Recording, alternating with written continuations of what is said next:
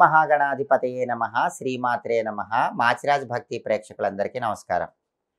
December 1వ తేదీ సోమవారం మోక్షద ఏకాదశి గీతా జయంతి సందర్భంగా ఎటువంటి విధి విధానాలు పాటిస్తే విద్యా ఉద్యోగ వ్యాపార రంగాల్లో మంచి పురోభివృద్ధిని సాధించవచ్చు, మోక్షద ఏకాదశి గీతా జయంతి సందర్భంగా పాటించాల్సిన ముఖ్యమైన పూజలేంటో ఈ వీడియోలో మనం తెలుసుకుందాం. మార్గశిర మాసంలో శుక్లపక్షంలో వచ్చే ఏకాదశి తిథిని మోక్షద ఏకాదశి అనే పేరుతో పిలుస్తారు. ఈ ఏకాదశి విష్ణుమూర్తికి చాలా ఇష్టమైన ఏకాదశి కాబట్టి అందరూ కూడా ఏకాదశి వ్రతం పేరుతో ఉపవాసం ఉండాలి. ఉపవాసం ఎలా ఉండాలి? మీరు ఉండగలిగితే రోజంతా పాలు పళ్ళు స్వీకరిస్తూ మర్నాడు ద్వాదశి రోజు ఎవరికైనా భోజనం పెట్టి ఆ తర్వాత ఆహారం తినండి. అలా ఉండలేని వాళ్ళు ఉదయం నుంచి పాలు పళ్ళు స్వీకరిస్తూ రాత్రి వరకు అలాగే ఉండి రాత్రికి గోధుమ రవ్వతో చేసిన పదార్థాలు ఏవైనా తినండి. దీన్ని హరినక్తం అంటారు. ఇలా ఉన్నా కూడా ఏకాదశి వ్రతం చేసిన ఫలితం వస్తుంది, ఉపవాసం ఉన్న అద్భుతమైన ఫలితం వస్తుంది.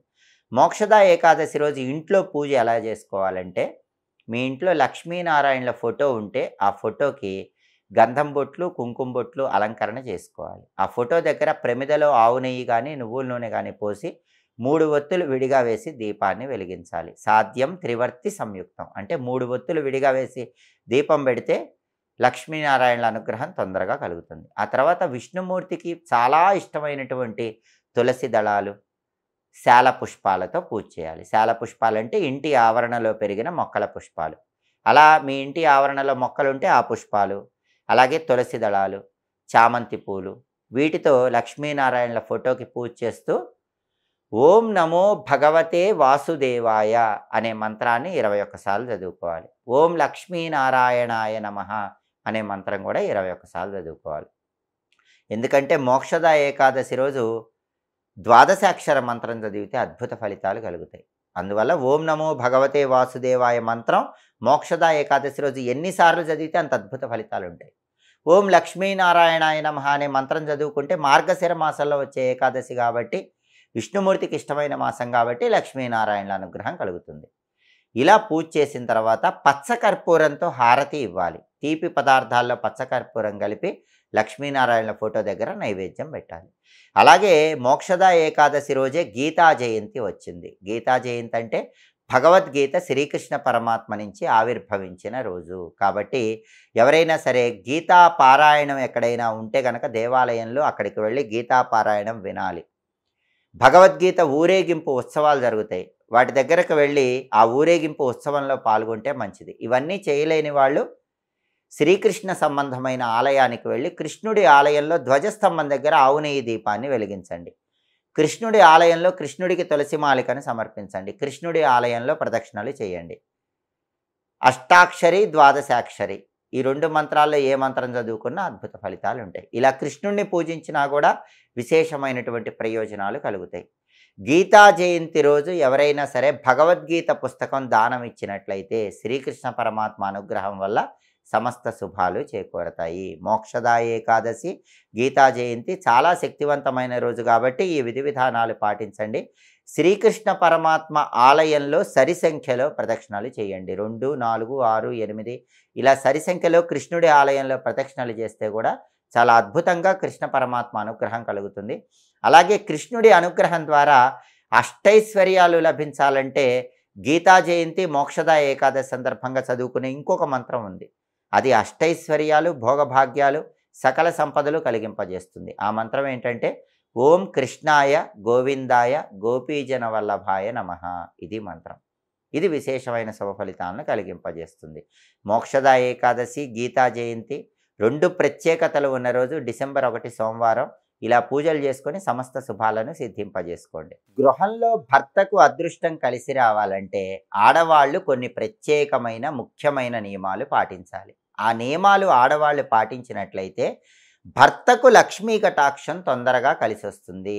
దానివల్ల ఇల్లంతా అష్టైశ్వర్యాలతో నిండిపోతుంది. ప్రతి పౌర్ణమి తిథికి ఆడవాళ్ళు ఇంటి గుమ్మం ముందు ముగ్గు వేసేటప్పుడు అష్టదళ పద్మం ముగ్గు వేయండి. అంటే 8 దళాలున్న పద్మం ముగ్గు వేయండి. అలాగే ప్రతి శుక్రవారము కూడా రాత్రిపూట నిద్రపోయే ముందు గుమ్మం ముందు స్వస్తిక్ గుర్తు ముగ్గు అష్టదళ పద్మం ముగ్గు వేయండి.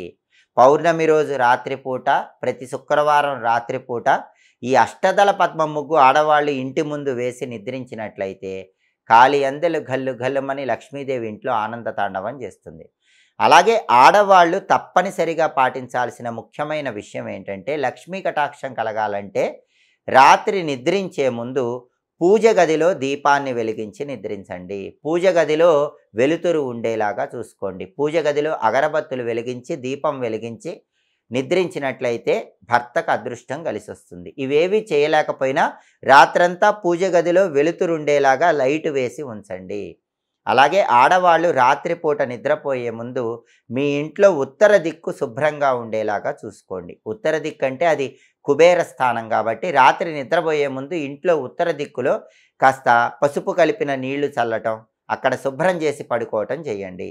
అలాగే ఇంట్లో నైరుతి దిక్కు అంటే అది యజమానికి సంబంధించిన స్థానము కాబట్టి నైరుతి దిక్కు కూడా ఇంట్లో శుభ్రంగా ఉండేలాగా చూడండి. అక్కడ కాస్త పసుపు కలిపిన నీళ్లు చల్లి నిద్రించండి. అలాగే ఇంట్లో ఉత్తర దిక్కులో కానీ, ఇంట్లో నైరుతి దిక్కులో కానీ చీకటి లేకుండా చూసుకుంటే ఇంకా అద్భుతమైన ఫలితాలు కలుగుతాయి. అంటే అక్కడ ఏదో ఒక వెలుతురు ఉండేలాగా చూసుకుంటే చాలా మంచిది. అలాగే ఆడవాళ్ళు రాత్రి నిద్రపోయే ముందు పడక గదిలో కర్పూరం బిళ్ళలు వెలిగించి ఆ తర్వాత నిద్రపోండి. అలా చేసినట్లయితే దాంపత్యంలో అనుకూలత ఉంటుంది, కుటుంబ కలహాలు ఉండవు. ఏ ఇంట్లో అయితే కుటుంబ కలహాలు ఉండవో ఆ ఇంట్లో శ్రీ మహాలక్ష్మీదేవి అనుగ్రహం చాలా సులభంగా కలుగుతుంది. అలాగే ఆడవాళ్ళు ప్రతిరోజు కూడా గ్యాస్ స్టవ్ వెలిగించేటప్పుడు ఓం బ్రహ్మణే నమః అనే మంత్రం చదువుకుంటూ గ్యాస్ స్టవ్ వెలిగించండి. అలా చేస్తే ఆ ఇల్లు సిరి సంపదలతో తులతూగుతూ ఉంటుంది. అలాగే ఆడవాళ్ళు తప్పనిసరిగా ప్రతిరోజు కుంకుమ బొట్టు పెట్టుకోండి.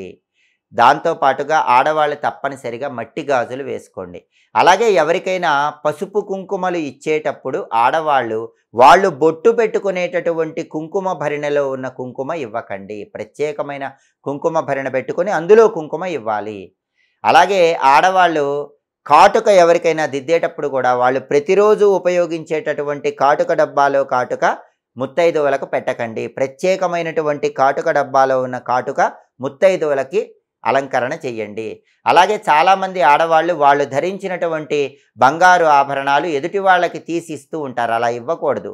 కూతురైనా సరే తల్లి ఇవ్వకూడదు. ధరించిన బంగారు ఆభరణాలు ఎట్టి పరిస్థితుల్లో ఎదుటి వాళ్ళకి ఇవ్వకూడదు. ఎందుకంటే పసుపు, కుంకుమ, నల్లపూసలు, గాజులు ఇవన్నీ కూడా మంగళకరమైనటువంటి ద్రవ్యాలు. వాటిని తీసి ఎదుటి వాళ్ళకి ఇవ్వకూడదు. అందుకే ఆడవాళ్ళు వాళ్ళు ధరించినటువంటి మట్టి గాజులు ఎదుటి వాళ్ళకి ఎట్టి పరిస్థితుల్లో ఇవ్వకూడదు.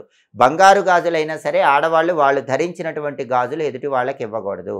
అప్పుడే భర్తకు అదృష్టం బాగా కలిసి వచ్చి లక్ష్మీ కటాక్షాన్ని సిద్ధింపజేసుకోవచ్చు.